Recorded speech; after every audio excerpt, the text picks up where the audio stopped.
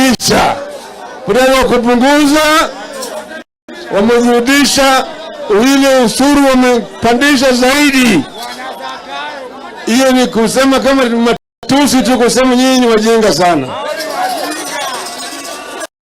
Pili, mambo ya saba wamesema hawezi kusimamisha.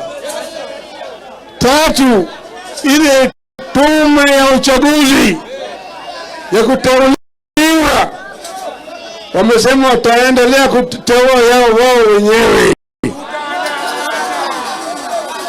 Nne, vilevile wamezidi kuingia ndani ya vyama vyetu.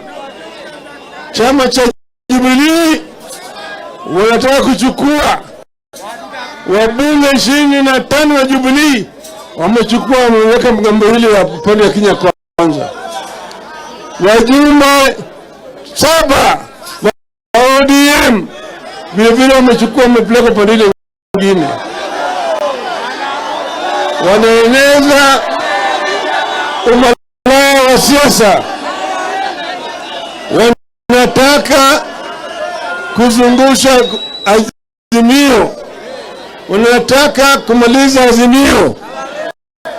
Tunaambia kwamba nguvu ya Azimio sio wabunge, nguvu ya Azimio ni wananchi wenyewe.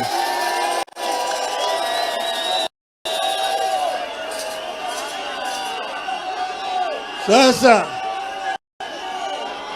tumeambiwa sasa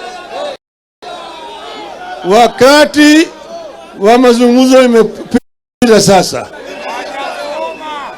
tunaambia wao vilevile ya kwamba katiba ya Kenya imesema katika fungu la kwanza ya